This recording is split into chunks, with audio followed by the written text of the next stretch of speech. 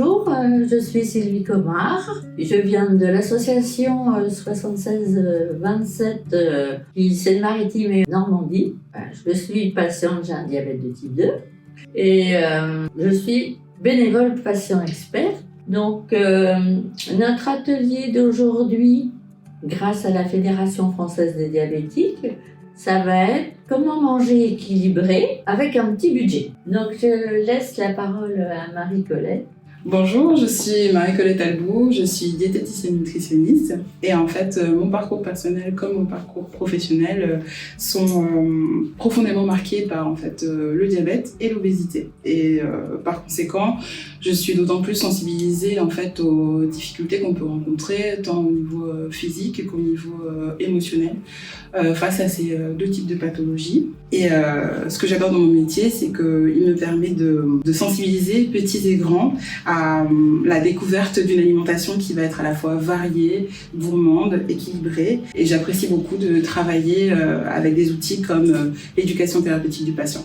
Alors cet atelier, c'est pas comme une ordonnance du médecin. Ça va vous donner des pistes pour pouvoir être plus à l'aise au quotidien dans votre alimentation et essayer de la mieux équilibrer possible. Bien sûr, il ne remplacera pas donc une consultation médicale ou avec un professionnel de santé. N'hésitez pas à consulter si vous avez des questions précises ou si votre cas le nécessite.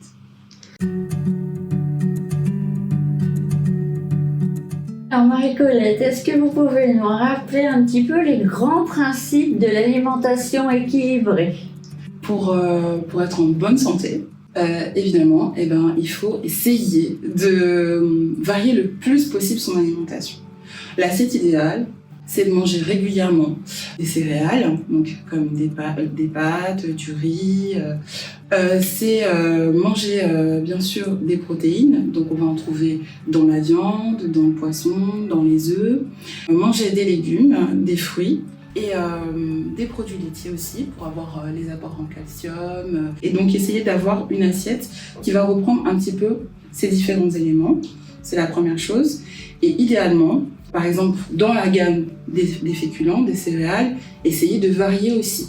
Et c'est vrai que parfois les personnes diabétiques qui ont peur par rapport à leur taux de glycémie vont manger tout le temps les mêmes pâtes, le même menu, pour être sûr aussi derrière de ne pas dérégler leur glycémie, à se dire quand même tester différentes sortes de féculents, différentes sortes de légumes pour introduire aussi de la variété. En tenant compte par exemple des saisons, et essayer de varier les recettes, s'inspirer aussi des autres choses, de ce qu'on fait dans d'autres pays. Donc ça peut être des sources qui peuvent nous donner de l'inspiration.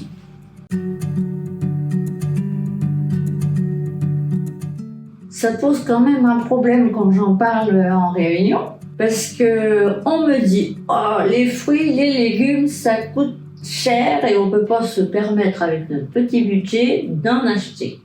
Qu'en pensez-vous ? Alors Sylvie, moi j'ai deux réponses. La première, c'est vrai que l'inflation, le coût de la vie fait que certains produits ont été d'autant plus marqués et les prix sont encore plus élevés. Mais pour moi, l'idée c'est avant tout que la santé c'est quand même un investissement. En fait, par investissement, il faut se dire que l'argent qu'on dépense pour sa santé, c'est aussi un argent qu'on économise pour plus tard. Et donc ça, c'est le premier point. Donc se dire peut-être que en faisant certains choix, parce que finalement en tant que consommateur, on doit aussi être acteur de notre santé. Donc en faisant certains choix dans nos courses, on agit pour notre santé. Et le premier choix qu'on peut faire déjà, c'est s'informer. Malheureusement, c'est vrai qu'on a énormément d'informations, on a tendance à être perdu.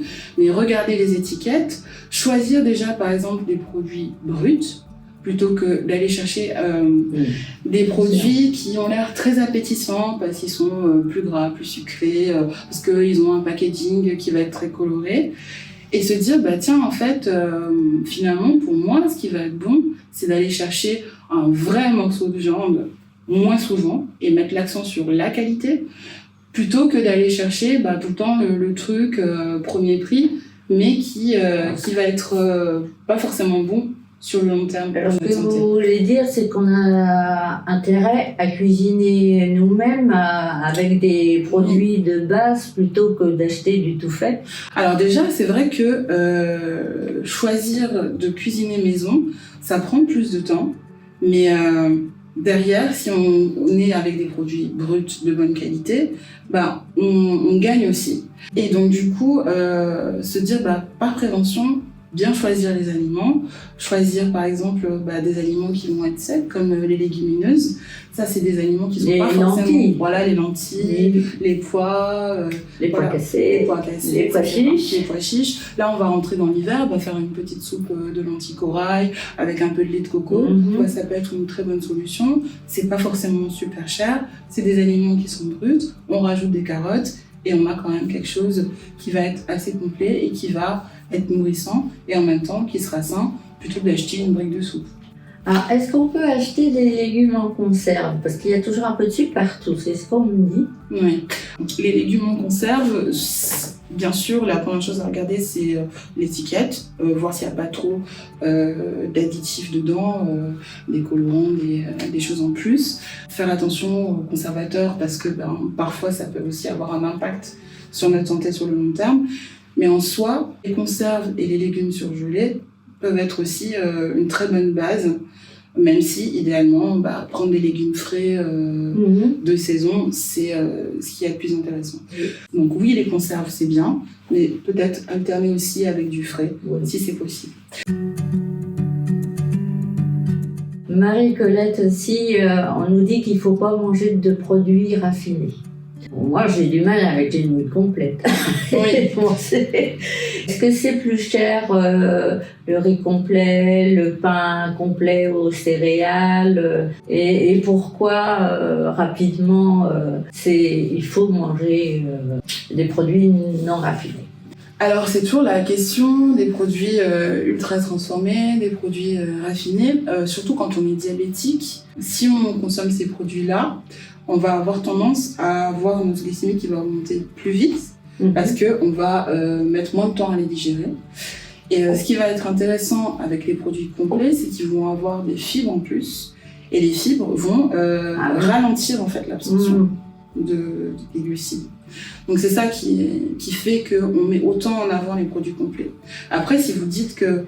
moi je pars du principe que ce qui est important aussi, c'est pas uniquement les injonctions où on vous dit telle chose est bonne pour la santé, donc il faut le faire. Il faut aussi que vous appréciez ce que vous consommez. Donc il faut aussi que ça rentre dans vos habitudes. Donc si le pain complet vous le digérez pas, je peux pas vous dire mangez-en tout le temps. Mais on peut trouver d'autres alternatives, d'autres sources de fibres. Et pour que ça soit moins cher, il y a des astuces, ces produits-là, ils sont pas obligés d'être bio. C'est vrai que oui, si c'est bio, c'est mieux. Mais après, déjà, si vous arrivez à en consommer plus régulièrement, si vous arrivez à trouver, par exemple, des pâtes complètes ou semi-complètes de temps en temps, l'idée, c'est pas d'être parfait et de faire tout exactement à la lettre, c'est d'y aller progressivement, de faire ce qui est aussi dans vos moyens. Par exemple, peut-être faire des courses dans un endroit où on vous propose des produits en vrac. Alors, ce qui peut être aussi possible, c'est dans certaines épiceries exotiques, on peut trouver des choses qui sont à un prix accessible. Après, ça dépend de la région où on est, voilà. Alors dans mes réunions, j'ai des personnes seules. Il y a des personnes qui savent pas trop cuisiner. Comment arriver à concilier, avoir dans son placard des produits qui vont permettre une alimentation équilibrée et qui ne vont pas être chers, tout en conciliant ce qui est très important pour nous les diabétiques, tout en conciliant le plaisir. Parce que on va faire tout ce qu'on nous dit pendant 1 an, 2 ans, mais après on va craquer, et puis on va craquer sur le chocolat. Oui, c'est important ce que vous soulignez, c'est la notion de plaisir et c'est la notion de continuité dans le temps. Donc, s'il y a des choses peut-être qu'on peut se garder toujours dans le placard, parce que c'est vrai que pour bien cuisiner, c'est comme les artisans, pour faire du bon travail, il faut des bons outils. Donc pour bien cuisiner, il faut bien faire ses courses. Et pour bien faire ses courses, il faut se faire une liste de courses, il faut peut-être anticiper un maximum, s'organiser un maximum. Pourquoi ? La première chose, ça va nous permettre en fait de mieux gérer tout ce qui est quantité. Donc on va moins gaspiller si on a mieux anticipé ce qu'on va acheter. Donc la première chose peut-être, c'est de se dire, dans mes placards, je peux avoir des choses sèches qui se gardent très longtemps. Et donc ça, du coup, comme le riz, la semoule, les pâtes, et puis tout ce qui va être lentilles, pois chiches, haricots secs. Ensuite, on peut aussi avoir tout ce qui est conserve, par exemple de thon, tomates en conserve, voilà, tout ce qui est poisson en conserve. Du coup, ça permet quand même de faire une économie par rapport aux poissons frais.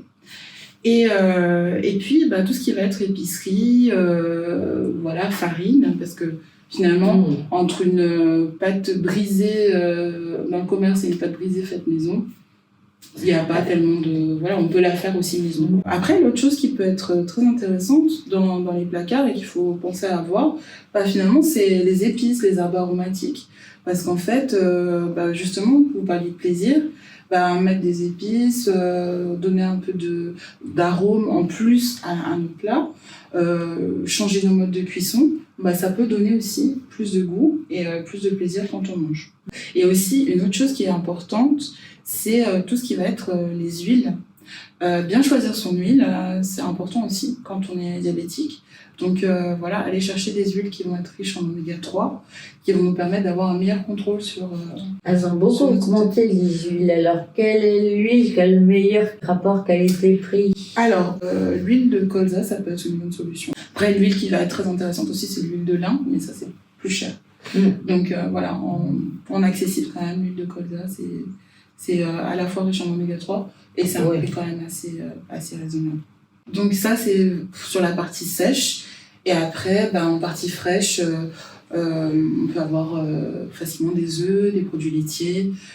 Par exemple, ce qui va permettre d'économiser un peu, c'est sur les produits laitiers, se dire, au lieu de prendre des crèmes dessert, des choses comme ça, partir plutôt sur une base nature et l'aromatiser soi-même. Et donc, du coup, une petite cuillère de confiture. Voilà, on peut mettre un petit peu de jus de citron, on peut mettre un petit peu de sucre vanille ou d'arôme de vanille, on peut mettre d'autres choses et du coup on personnalise notre... Oui, des fois moi je mets des fruits de saison. Voilà, dans mon yaourt. Exactement, et du coup c'est peut-être plus intéressant de mettre un fruit de saison où il y aura un peu de fibres que de mettre d'avoir un truc déjà sucré, industriel, qui lui a des colorants.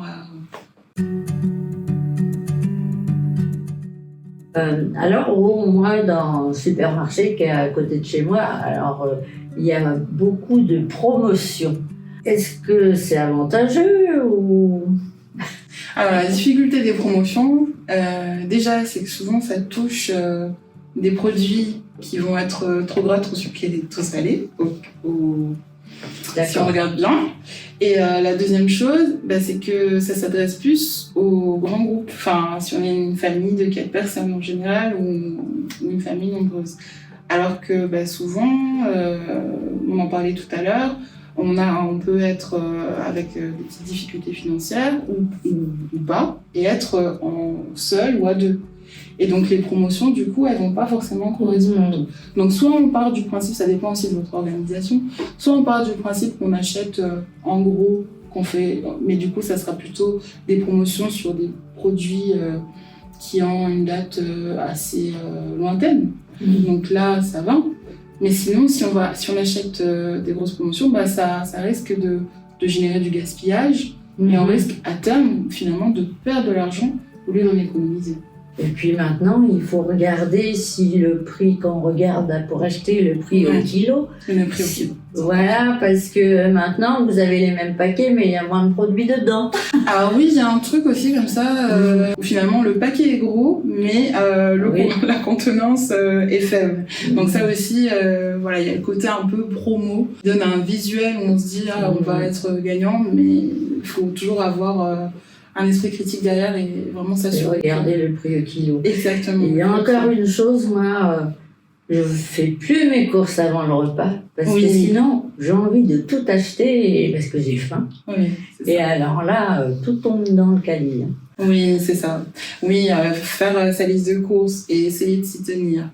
Anticiper ses repas et bien sûr faire les courses à un moment où on n'est pas affamé. L'idée, c'est on se fait une trame générale Oui, et puis c'est ça. après, voilà, on l'adapte si finalement ce qu'on avait prévu, c'est trop cher par rapport à une promotion qui est à côté.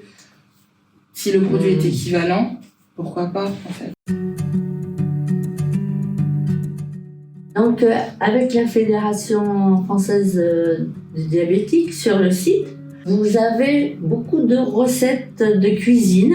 Et il y en a pour tous les goûts, avec l'équilibre pour le repas de la journée, les équivalences. Donc, ça, c'est une bonne mine d'informations. Que ça, c'est un site qui est vraiment intéressant à tout point de vue. Et pour moi, en tant que bénévole patient experte, il y a toute une mine de documentation pour que lors des cafés diabète ou de l'élan solidaire, je puisse compléter les échanges des personnes.